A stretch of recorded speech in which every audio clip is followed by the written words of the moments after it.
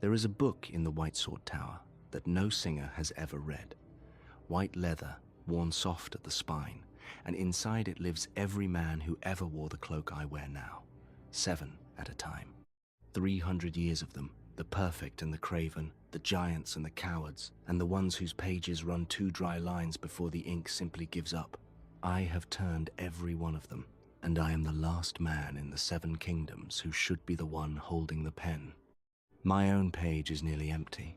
That is not an accident, and before this is done, I mean to decide what, if anything, deserves to be written there. But you cannot understand how far 7 men fell unless you first see the height they were measured against. So turn the pages with me. Meet them as I met them, boy and man, and watch the gulf open between the night the songs promised you and the men who actually wore the white. It begins with a prince, Sir Aemon, the one they named the Dragonknight, blood of old Valyria, brother to a queen he loved and was never once allowed to touch. He wore the white in an age when it still meant something, and he gave his best years to a king who did not deserve a single one of them, his own brother Aegon, a man swollen with appetites and cruelty. Aemon guarded that king to the very last. When the knives finally came for Aegon in the dark, it was the Dragonknight who threw his own body between them and paid for a worthless life with a priceless one. That is the ideal. A perfect knight, loving where he must not, serving where it costs him everything, asking nothing in return. The book opens with him because every page that follows is quietly asking you the same question. Could you have been him? I could not. Hold that thought. We come back to it. Turn on, and you reach the one I knew with my own eyes. Sir Arthur Dane, the Sword of the Morning, who carried a blade pale as milk glass and moved like water that had been given a purpose. When I was a boy, he was the whole of what I wanted to be. Not the lands, not the gold, none of that. Him, the stillness of him, the way loud men went quiet when he entered a room. He died at a lonely tower in the Red Mountains, sword in hand, keeping a promise that was not even his own, a promise made to a dragon prince, to Rhaegar, whose own song had already ended in the mud of the trident. The full truth of that hour was never set down in any book. The greatest knight of his age, and his final fight is a rumor whispered by the 2 men left alive to tell it. Remember that. The book does not always reward the worthy with a long entry, because worth was never about blood. Turn back far enough, and you find Sir Duncan the Tall. No lord's son, no dragon in his veins. A hedge knight with grass stains on his cloak who climbed up from nothing on nothing but the stubborn refusal to be less than good. He rose to command the Kingsguard. A man born in the mud of Flea Bottom ended his life as the first sword of the realm, and his page shines as bright as any prince's. So it can be done. The White Cloak can mean exactly what the songs say it means. Hold on to that, because from here the book begins to darken, and I do not want you to forget that the light was ever real. Now the vow itself starts to rot. Sir Gerald Hightower, the White Bull, Lord Commander, a man of iron honor who understood the oath as one single unbreakable thing. Obey the king. He obeyed. He stood in his white armor through a rain that curdled slowly into madness, and he did not question it, not once, because questioning was not in the words he had sworn. And there is the trap the songs never mention. The perfect knight, taken all the way to his logical end, becomes a man who will watch anything at all and call it duty. Which brings us to the ones who only watched. I will not give them each a name, because as a group they earned only one thing worth remembering: their silence. They were sworn to protect, and they stood in white, while a king burned living men and laughed at the sound they made, while he broke his own queen behind closed doors and named it his royal right. Every one of those knights had a sword. Every one of them kept it sheathed and told himself that the vow to guard the king outranked the vow to guard the helpless. Obedience became complicity. And this is the thing I need you to hear, because it is the black heart of the whole book. The rot was never in one bad man. It was in the oath itself, which asks you to swear 2 things that cannot both be kept, and then damns you forever for choosing between them. 4 words: protect the king, protect the realm. Try to hold both, and you will break, and no page in this book will forgive you for the half you had to let fall. Not all of them were cold, understand me. Turn to Prince Lewin of Dawn, who wore the white and carried inside it a secret the cloak forbade, a woman he loved, kept quiet, kept his own. He died on the Trident for a dynasty, and the truest thing about the man never touched his page at all. That is the other price the singers leave out. The cloak does not only ask for your life, it asks for your heart, and everything living in it goes unwritten. So here is the count so far.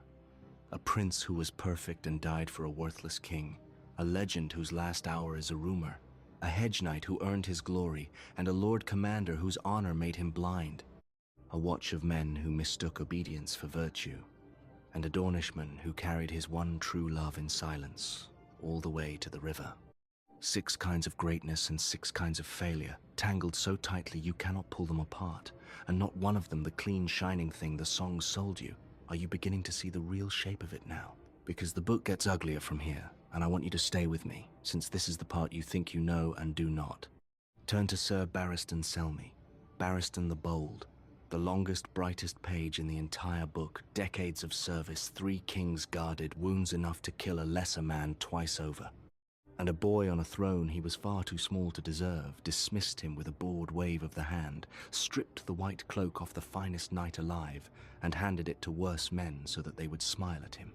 That is what becomes of the ideal in a hall run by a cruel child. It does not die gloriously in battle. It gets thrown out the door so that cowards can wear its clothes. And they did wear them. Turn one more page, and you meet them in the flesh. Sir Boros Blount, who would flee from any danger that had a name attached to it.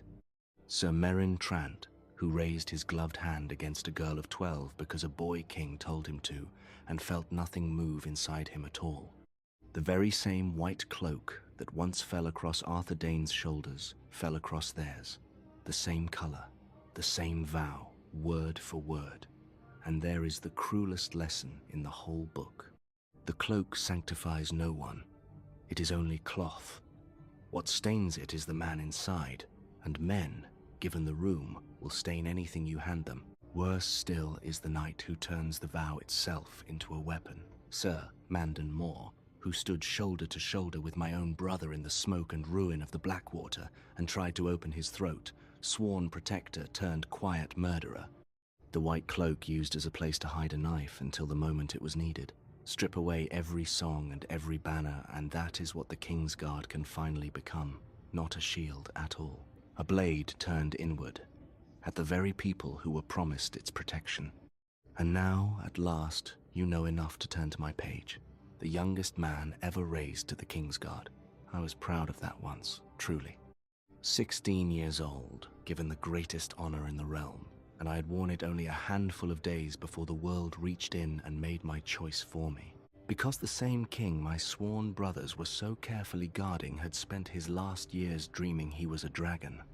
He whispered that fire would make him whole, that burn them all was a prayer and not a madness, and there were no dragons left in the world to answer him. So he built his own. He packed his city full of wildfire, green caches of it under the streets, under the sept, under the homes of 500,000 sleeping people. And he meant to rise from their ashes reborn sooner than let another man sit his throne. I had 2 vows, and they could not both stand. Protect the king, protect the realm. So I broke the first to keep the second, and I put my sword into the back of the man I had sworn with my whole young heart to shield. They gave me a single word for it, Kingslayer. And that one word climbed up over everything I had ever done and everything I ever would do, and it buried all of it in shadow. No one asked what the king had planned that day. No one asked what burned, or what did not, or why. A man does the thing that damns him, and the thing that saves a city with the very same stroke of the same sword, and the world, forever after, only ever reads half his page. That is why mine sits nearly empty. For years I could not decide which of the two was the truer word, the oathbreaker or the man who kept the only vow that ever mattered, and so I wrote nothing there at all, and let the white silence stand in for a record. Before I close it, turn with me one last time. There are pages in this book you will never hear a single word about.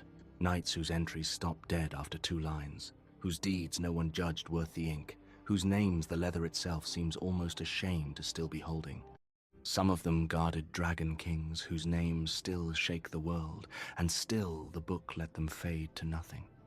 They wore this same cloak, they swore this same oath, and the book, which forgets nothing, somehow chose to forget them anyway.